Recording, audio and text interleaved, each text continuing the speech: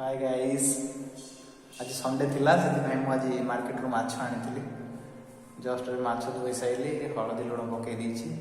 तापर माको fish curry आज बनैबी ये हो गला मिक्स पेस्ट ये हो गला कढ़ई खरिका ये गैस रे करू एटा नुआ घर तो आज बनवा पड़े आईस के खाते आम खाओ बोली बनवा पड़े तो लगी रुह तरकारी पत्र देखिए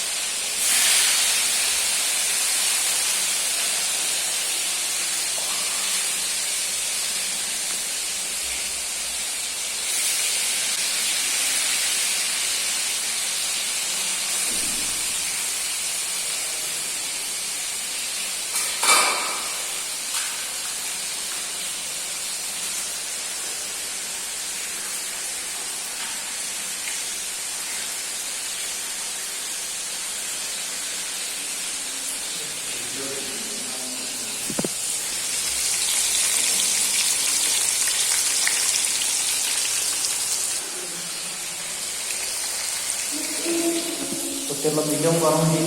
खाइबार अच्छी बेसी जोर कले तेल छेटकार संभावना है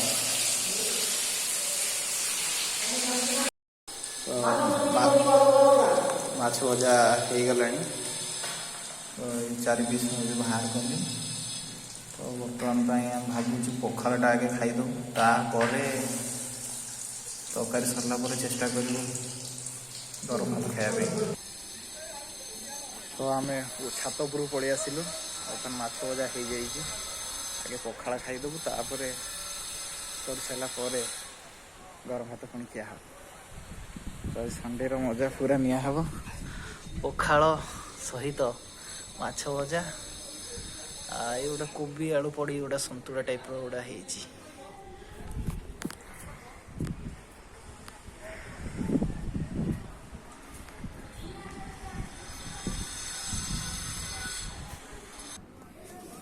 तो गाइस आरंभ कलु खाइबा एबे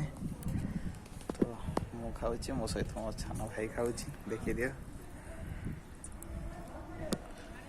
तो गाइस लगी रो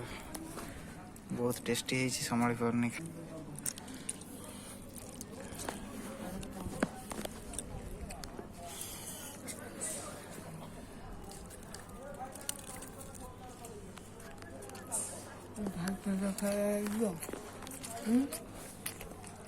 खाइबा ए सरी जाइए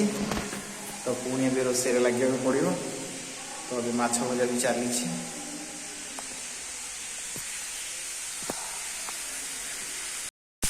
तो माछर एटा लास्ट तो फाइनाली माछ भजा सरी जाइए आलू भी सरी जाइए भजा एबे तेल बहुत गरम हो गलानी प्रथम आम तेजपत्र देदेले तेजपत्र पर टमाटर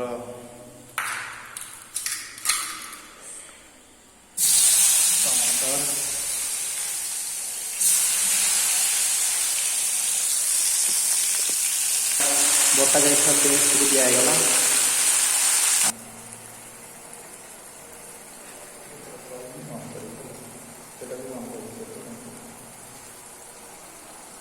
लुण टे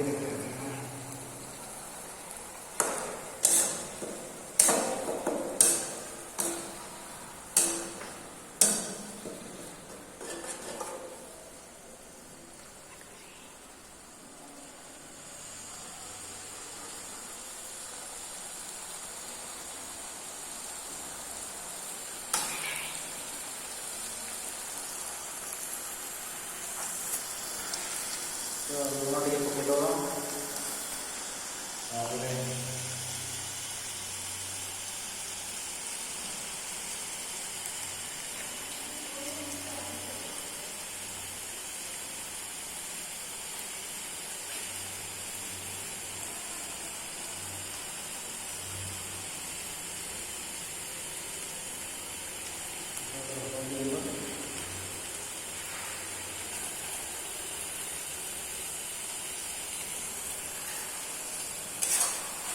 ଲଙ୍କା ଗୁଣ୍ଡ ପ୍ରଥମ ଭାବରେ ବାଟିକି ରଖିଥିଲେ ଲଙ୍କାକୁ ଏବେ ଲଙ୍କା ଗୁଣ୍ଡ ଲଙ୍କା ଗୁଣ୍ଡ ଦେବାର ଅଛି ଲଙ୍କା ଗୁଣ୍ଡ ପକେଇପାରିବି।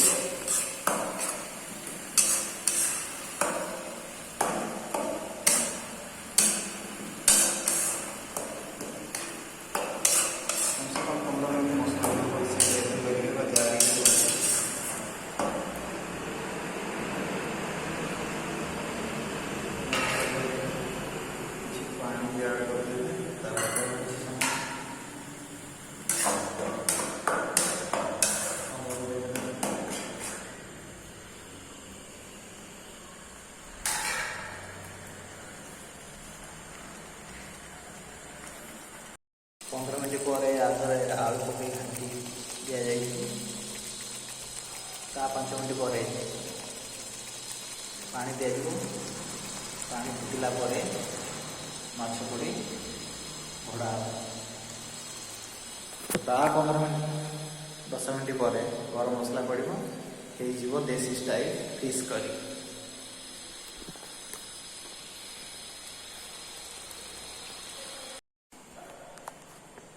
फाइनाली घंटार सफर समाप्त हो जाइए आमर देसी स्टाइल फिश करी हो जाइए बर्तमान पे।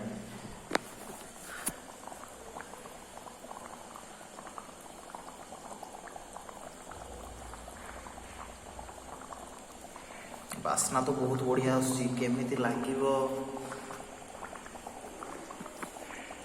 बहुत बढ़िया बास्ना आसुची कलर एबे जना पड़ुनी कहीं एबे भी बसी फाइनाल हो गला एबे खाइबा बसछु तो एबे खाई कहूँ केमती लगुच